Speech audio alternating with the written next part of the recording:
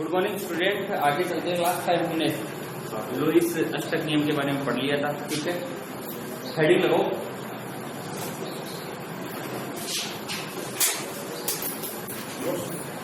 Lewis नियम की कमियां।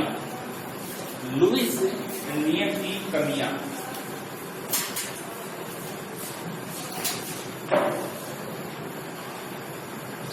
लुईस नियम की कमियां। पहली कमी लिखो, ठीक है। लुईस ने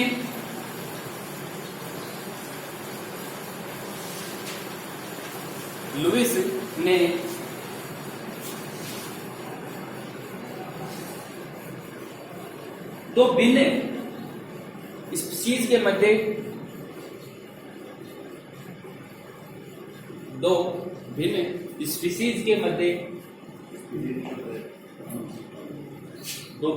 स्पीशीज के मध्य बंद लंबाई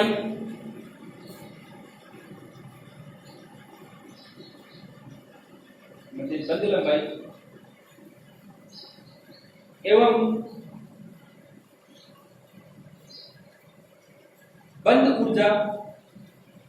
बंद लंबाई एवं बंद ऊर्जा की व्याख्या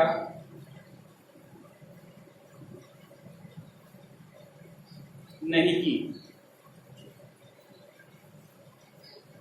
ड्रॉबैक ऑफ लुईस मतलब कमियां।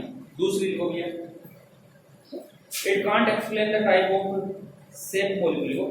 दूसरी ना, लुईस ने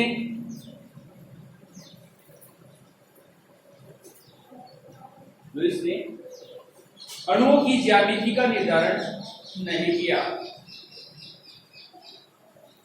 अणुओं की ज्यामिति का निर्धारण नहीं किया।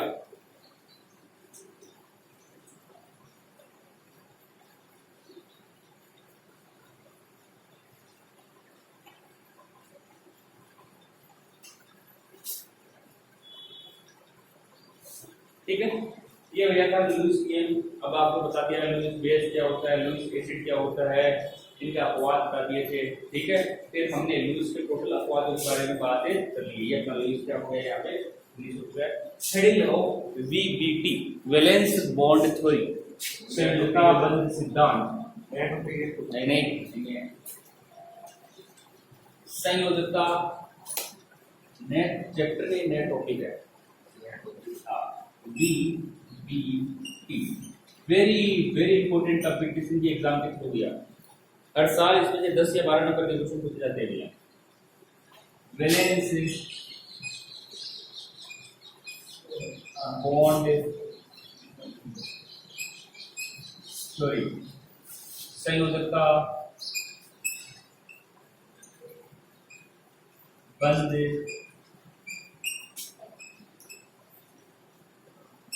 सिद्धांत, संयोजकता बंध सिद्धांत। ठीक है,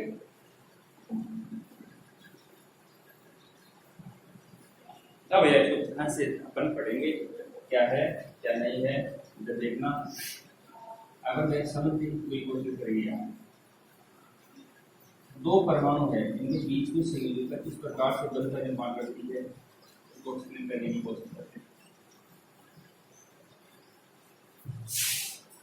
ये रहा इसका न्यूट्रॉन, ये रहा इसका प्रोटॉन, ये रहा इसका। कोई परमाणु है, जैसे मैंने माना ये कोई XA परमाणु है, सही है, या फिर इसको A परमाणु मान लो, सही। ये रहा दूसरा परमाणु,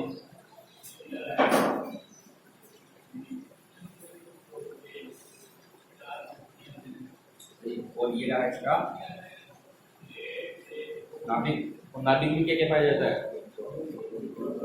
न्यूट्रॉन और प्रोटॉन। क्या क्या पाया जाता है, न्यूट्रॉन और प्रोटॉन। और ये क्या है, इसकी कक्षाएं, और कक्षाओं में क्या पाए जाते हैं, इलेक्ट्रॉन। ये कोई भी परमाणु, सही। अब भैया आपको सबको पता है क्या कि इलेक्ट्रॉन पे कौन सा आवेश होता है, ऋणात्मक, और नाभिक में कौन सा आवेश होता है?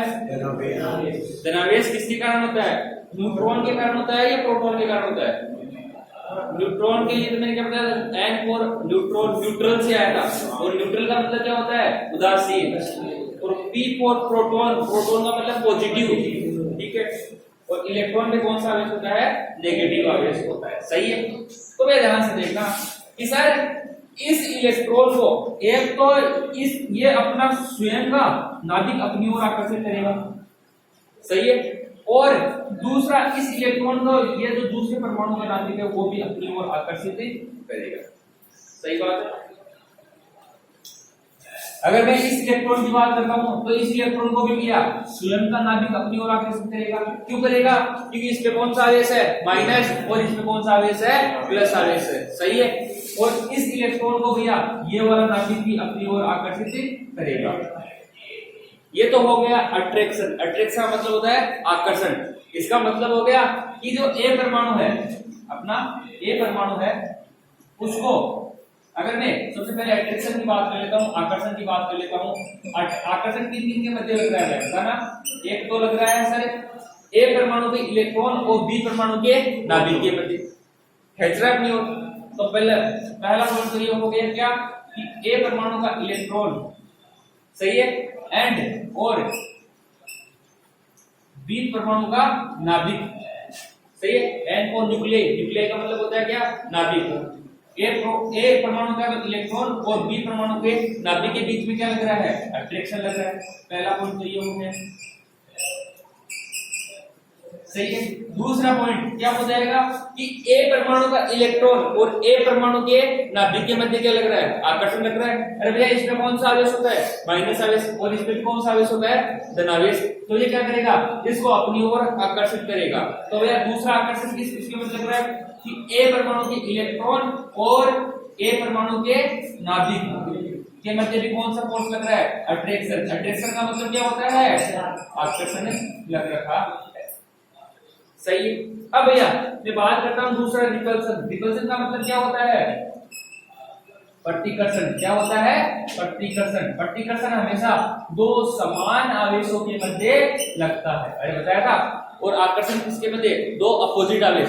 प्लस और माइनस तो हमेशा क्या होते हैं? एक दूसरे के पास आना चाहते हैं, लेकिन प्लस प्लस और माइनस माइनस एक दूसरे से दूर जाना चाहते हैं। जैसे चुंबक होती है ना, चुंबक, देखना चुंबक का कोई एक सिरा दूसरे सिरे के हमेशा क्या आता है? पास आने की कोशिश करता है। लेकिन एक चुंबक को उसको घुमा दूंगा तो फिर ये पास नहीं आएंगे, फिर दूर दूर जाएंगे। तो भैया जब पास आते हैं ना, इसको तो बोलते हैं आकर्षण, और जो रिपल्सन होता है या फिर दूर दूर जाते हैं उसको क्या बोलते हैं? प्रतिकर्षण कहा जाता है। तो मैं इसे बोल रहा हूँ कि जब आकर्षण कब होगा? जब अपोजिट होगा, मतलब एक सिरा साउथ का होगा, एक सिरा नॉर्थ का होगा, समझ रहे हो? मतलब एक दक्षिणी एक उत्तरी, तो आपस में चुंबक क्या हो जाती है? चिपक जाती है। लेकिन दोनों सिरे, ये भी साउथ का और ये भी साउथ का, फिर भैया क्या होता है इनमें? प्रतिकर्षण। इसका मतलब हो गया कि ये सिरा तो, या फिर मैं बात करता हूँ, ये तो कोई पॉजिटिव आवेश है और ये कौन सा है? ऋणात्मक, नेगेटिव आवेश है, सही है। तो ये तो एक दूसरे के पास आएंगे, लेकिन ये भी पॉजिटिव है और ये भी पॉजिटिव है, फिर भैया पास में नहीं आएंगे, ठीक है। तो यहाँ पे इलेक्ट्रॉन के आवेश नेगेटिव और इसके नाभिक में कौन सा? पॉजिटिव, तो ये अपनी ओर आकर्षित करेगा। दूसरा, इस इलेक्ट्रॉन को अपना स्वयं का नाभिक क्या करेगा? अपनी ओर आकर्षित करेगा, ठीक है। तो ये हो गया अट्रैक्शन किसके मध्य? ए परमाणु के इलेक्ट्रॉन और बी परमाणु के नाभिक के बीच में आकर्षण, सही है। और दूसरा कौन सा हो गया? ए परमाणु के इलेक्ट्रॉन और ए परमाणु के नाभिक के बीच में क्या बनता है? अट्रैक्शन, सही है। अब दूसरी पॉइंट की बात करता हूं, मैं रिपल्सन की बात करता हूं। तो रिपल्सन है किस किस के मध्य पाया जा सकता है? दिमाग लगाओ। एक तो सर सीधा सीधा इसमें कौन सा आवेश है? धनावेश है, नाभिक है, और इसमें भी कौन सा आवेश है? धनावेश। तो ये एक दूसरे को क्या कर सकते हैं? प्रतिकर्षण कर सकते हैं यहाँ से। तो ये हो गया, यहाँ पे क्या हो गया? रिपल्सन। लिख सकते हो आप रिपल्सन। तो यहाँ पे लिख सकता हूँ क्या?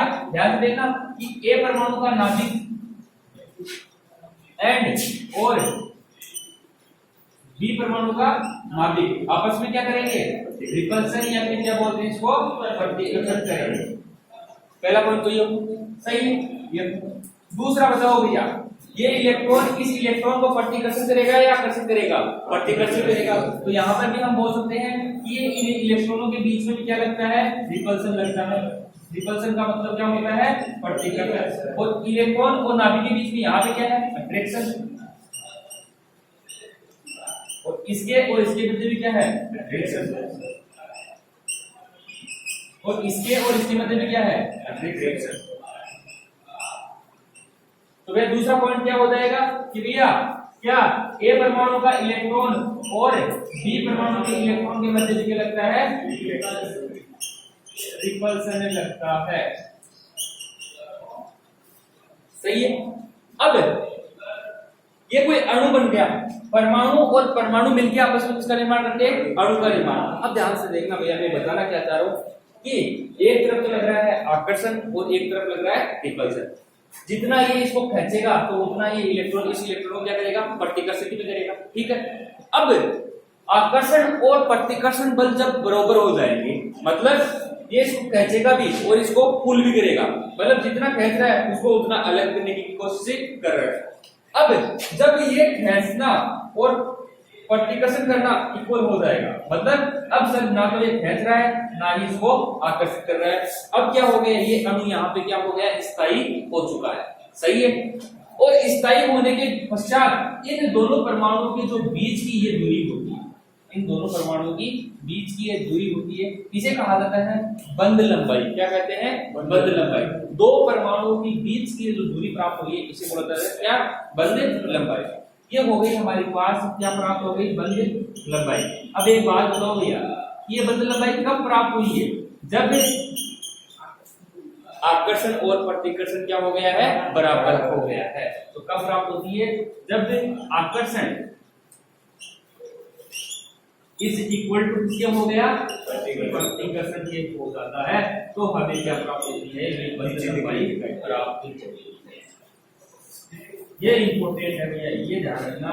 इसी को मेरे को ड्राइव करना था, इसीलिए इसको समझाया।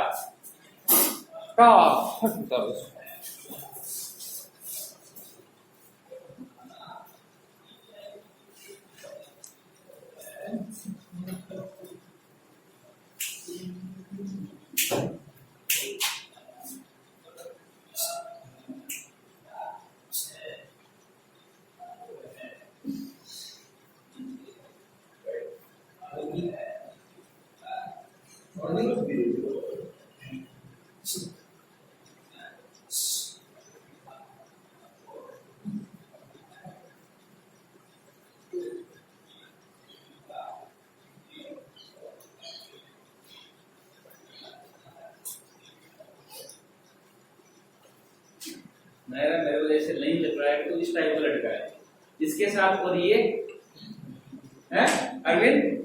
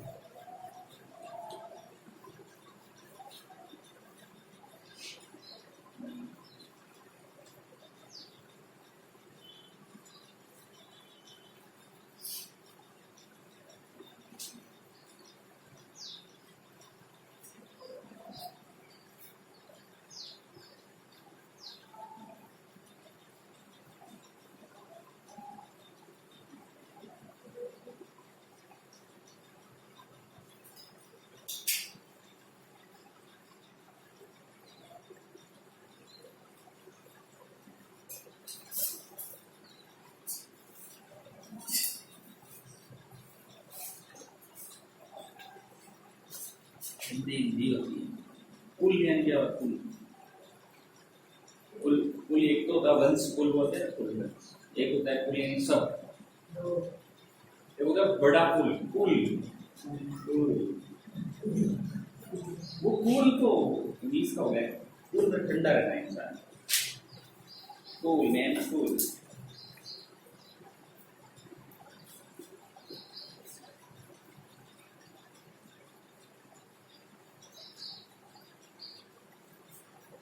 हो गया भैया? अब भैया दूसरा ग्राफ बनाते हैं, internuclear distance and potential energy. देखते रहिए,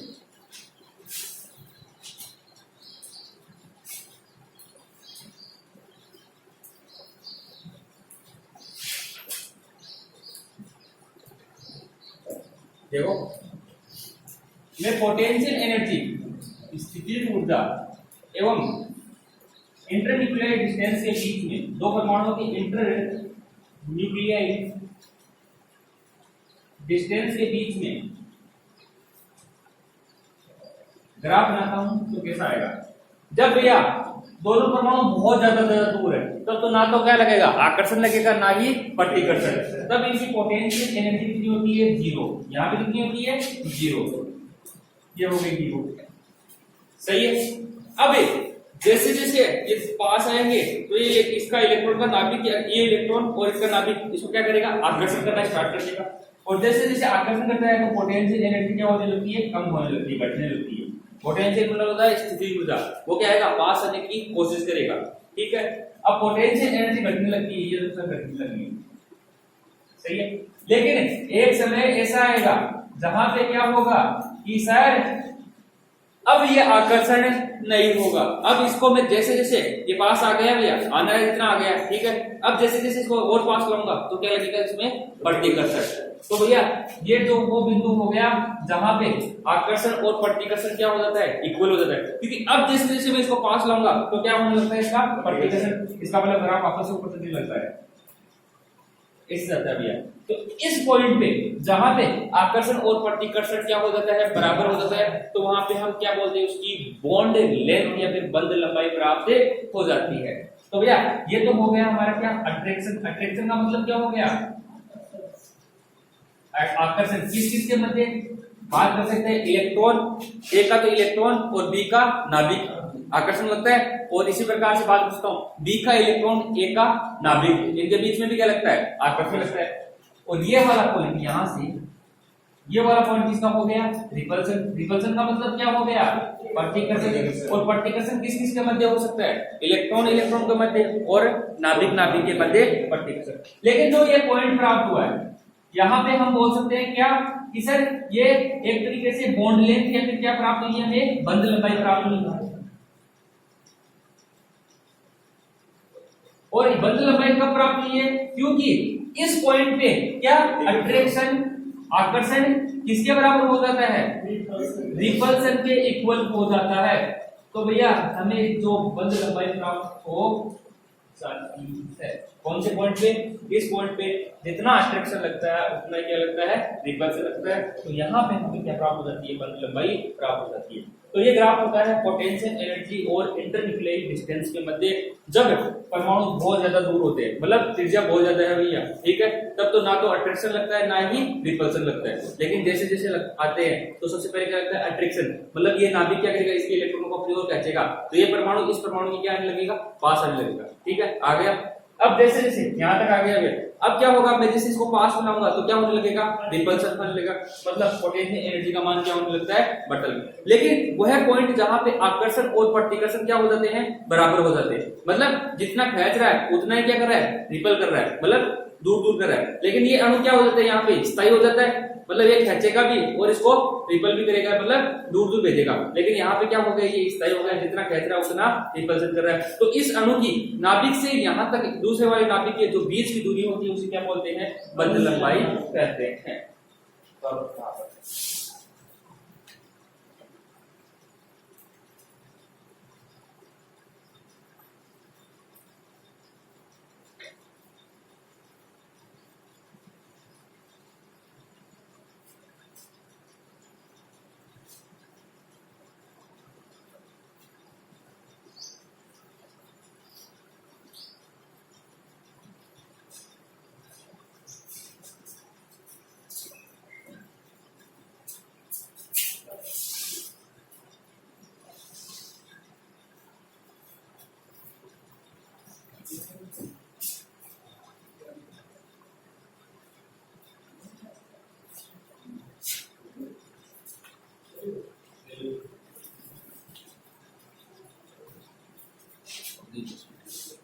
पार्टिकल्स की मात्रा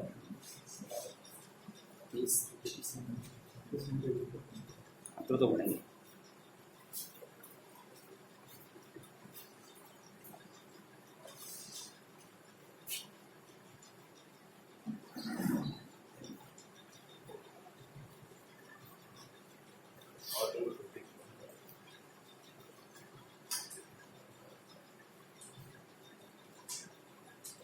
ठीक है,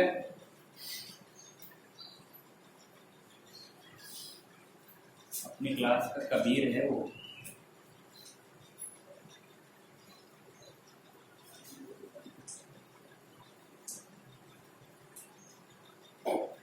अब नापूस दिख रहा है झगड़ा बहुत क्यों इंजीनियर बेटे देख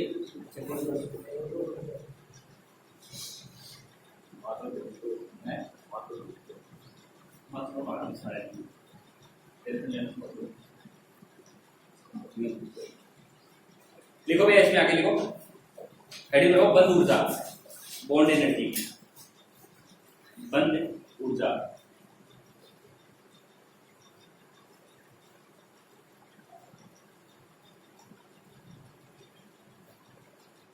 देखो, बंद निर्माण के दौरान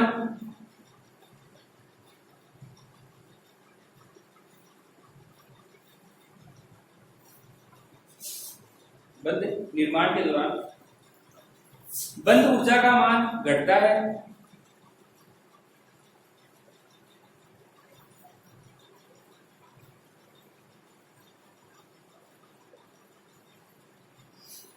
उष्मा से भी, उष्मा से भी। अब पैराग्राफ चेंज करके लिखो गया, ठीक है। एक मोल अणुओं के मध्य, पैराग्राफ चेंज करके लिखो, एक मोल अणुओं के मध्य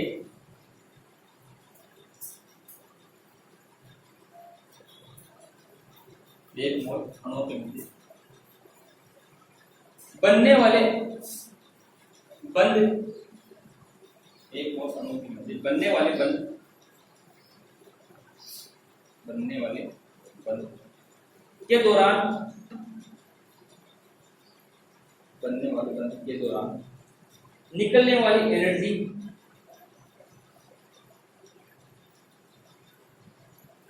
निकलने वाली ऊर्जा बंद ऊर्जा कहलाती है।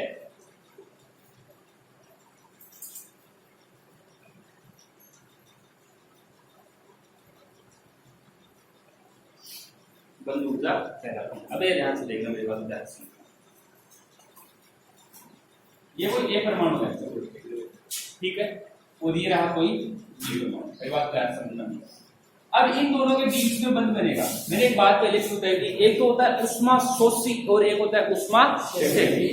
याद करो भैया, जब आयनिक ऊर्जा पढ़ाया था, आयनिक ऊर्जा का मतलब क्या होता है, किसी विलगित परमाणु के, कोई उदासीन परमाणु है, विलगित का मतलब होता है उदासीन, उदासीन का मतलब होता है ना तो उसमें पॉजिटिव आवेश है ना ही नेगेटिव आवेश है, सही है।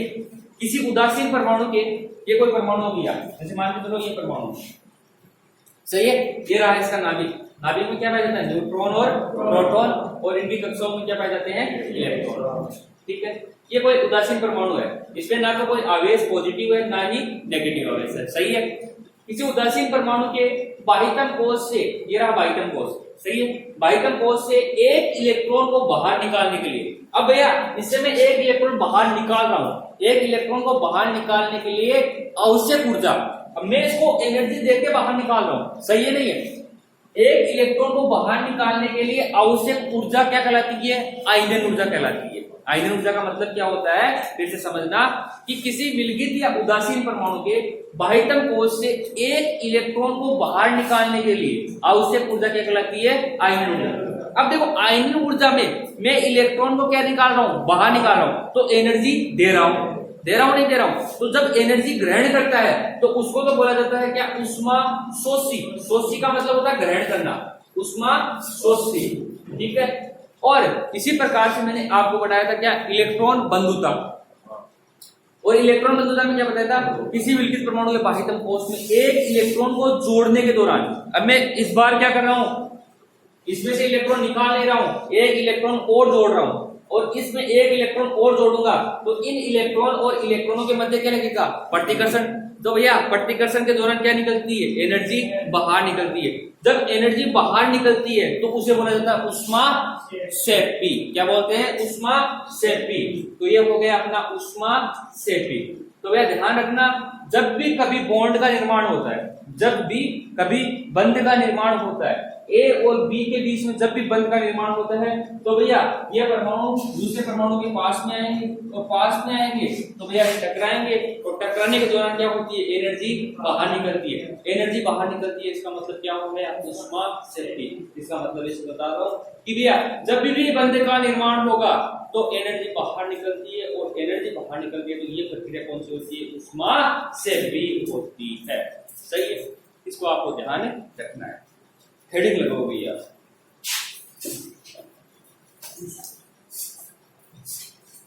कॉन्सेप्ट ऑफ ओवरलैपिंग, अति व्यापन की संकल्पना, अति व्यापन की संकल्पना, कॉन्सेप्ट ऑफ ओवरलैपिंग। इसी में है भैया, बहुत बड़ा चलेगा ये दंगल है, बहुत लंबा चलेगा पीपीटी। अब देखो मैं आपको पूरा इंटरनली पढ़ाऊंगा। अभी हमने पढ़ा था कि एस कक्षक में कितने इलेक्ट्रॉन आ सकते हैं, 2, पी में कितने आ सकते हैं, 6। तो पी कक्षक होता कैसे है, 6 ही क्यों आते हैं, उसमें 10 क्यों नहीं आते हैं, इसकी इंटरनल जो स्ट्रक्चर होती है वो वीबीटी बताएगी भैया।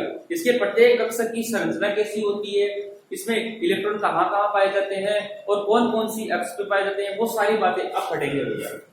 तो हेडिंग लगाओ, अति व्यापन की संकल्पना, और इंग्लिश में बोले तो क्या, concept of overlapping.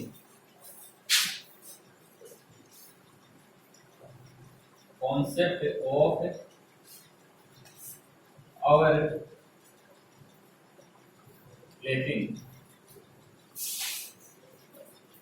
concept of overlapping।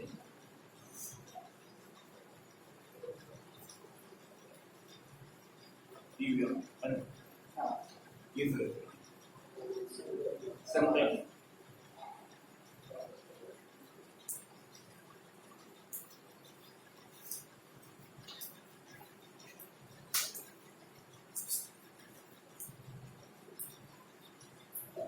इसमें लिखो भैया पहले, देखो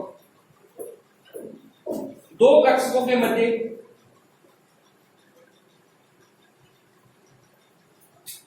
दो कक्षकों के मध्य इलेक्ट्रॉनों का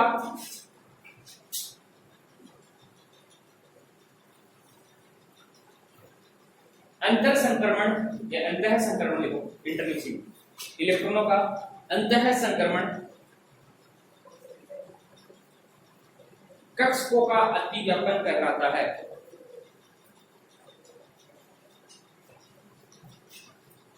कक्षकों का अति व्यापन कहलाता है।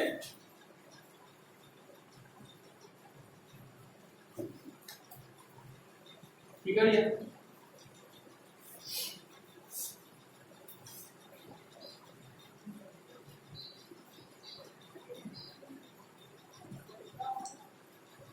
लाइन चेंज करके लिखो, हेडिंग लगाओ, चेंज करके लिखो, कक्षकों के प्रकार, वेरी इंपॉर्टेंट भैया, यहां से चलते हैं। कक्षकों के प्रकार, और कक्षकों के प्रकार में आपको कौन कौन से कक्षक करने हैं, पहला लिखो एस कक्षक, दूसरा पी कक्षक, तीसरा बी कक्षक, और चौथा कौन सा होता है, एफ कक्षक। ऐसे तो बहुत सारे होते हैं, लेकिन अपन जनरली 1, 2 और 3 के बारे में डेराइव करते हैं। ठीक है, अब कल से एस कक्षक के बारे में पढ़ेंगे। एस कक्षक में कितने इलेक्ट्रॉन आ सकते हैं, 2 आ सकते हैं। तो क्यों आते हैं, इसका आकार कैसा होता है, ठीक है, ये सारी बातें कल यहाँ से हम स्टार्ट करेंगे। अब भैया बहुत बड़ा जंगल चलेगा, तो रेगुलर क्लास लेना, तभी समझ में आएगा। और यहाँ से फिर से बता रहा हूँ कंपटीशन में 100% 10 या 12 नंबर के क्वेश्चन आते हैं। Thank you so much.